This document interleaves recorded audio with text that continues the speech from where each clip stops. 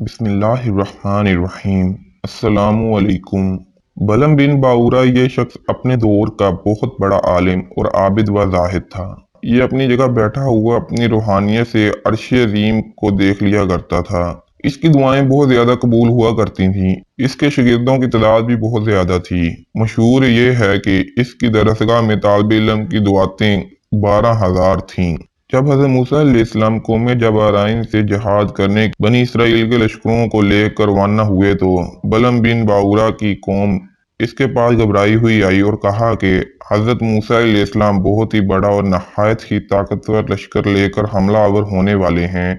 اور وہ یہ چاہتے ہیں کہ ہم لوگوں کو ہماری زمینوں سے نکال کر یہ زمین اپنی قوم بنی اسرائیل کو دے دیں۔ اس لیے آپ حضرت موسیٰ علیہ السلام کے لیے ایسی بددعا کر دیجئے کہ وہ شکست کھا کر واپس چلے جائیں۔ یہ سن کر بلم بن باورا کانپ اٹھا اور کہنے لگا کہ تمہارا برا ہو، خدا کی پناہ، حضرت موسیٰ علیہ السلام اللہ عز و جل کے رسول ہیں اور ان کے لشکر میں مومنوں اور فرشتوں کی جماعت ہے۔ اس پر بھلا میں کیسے اور کس طرح بددعا کر سکتا ہوں؟ لیکن اس کی قوم نے رو رو کر اور گڑ گڑا کر اس طرح اصرار کیا کہ اس نے یہ کہہ دیا کہ استخارہ کر لینے کے بعد اگر مجھے اجازت مل گئی تو بددعا کر دوں گا، مگر استخارے کے بعد جب اس کو بددعا کی اجازت نہیں ملی تو اس نے صاف صاف جواب دے دیا، اگر میں بددعا کروں گا تو میری دنیا و آخرت دونوں برباد ہو جائیں گی۔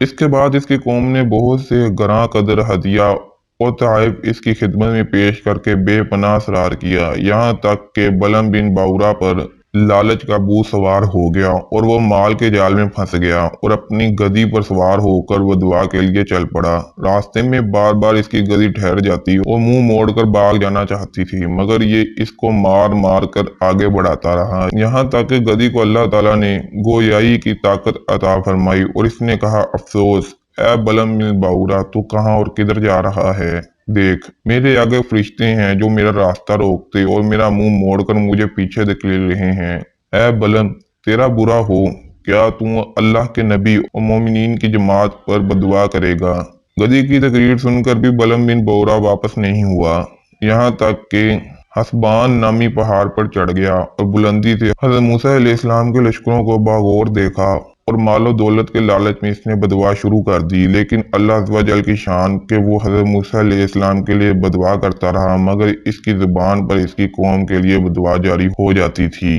یہ دیکھ کر کئی مرتبہ اس کی قوم نے ٹوکا، اے بلم، تم تو الٹی بددعا کر رہے ہو۔ تو اس نے کہا کہ اے میری قوم، میں کیا کروں، میں بولتا کچھ اور ہوں اور میری زبان سے کچھ اور ہی نکلتا ہے۔ پھر اچانک اس پر یہ غضب الہی نازل ہو گیا، اس کی زبان لٹک کر اس کے سینے پر آ گئی۔ اس وقت بلم بن باورا نے اپنی قوم سے رو کہا کہ افسوس، میری دنیا و آخرت دونوں برباد و غارت ہو گئیں، اب میری کوئی دعا قبول نہیں ہو سکتی، مگر میں تم لوگوں کو مکر کی ایک چال بتاتا ہوں، تم لوگ ایسا کرو تو شاید موسیٰ علیہ السلام کے لشکروں کو شکست ہو جائے۔ تم لوگ ہزاروں خوبصورت لڑکیوں کو بہترین پوشاک اور زیورات پہنا کر بنی اسرائیل کے لشکروں میں بھیجوا دو، اگر ان کا ایک آدمی بھی زنا کرے گا تو پورے لشکر کو شکست ہو جائے گی۔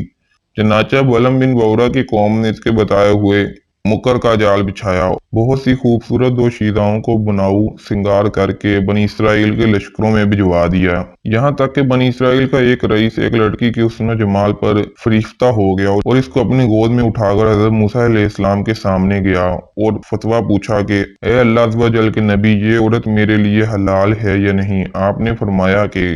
خبردار، یہ تیرے لیے حرام ہے، فوراً اس کو اپنے سے الگ کر دو اور اللہ عز و جل کے عذاب سے ڈرو۔ مگر اس رئیس پر گناہ کا ایسا زبردست بھوت سوار ہو گیا تھا کہ وہ اپنے نبی علیہ السلام کے فرمان کو ٹھکرا کر اس عورت کو اپنے خیمے میں لے گیا اور زنا کاری میں مشغول ہو گیا۔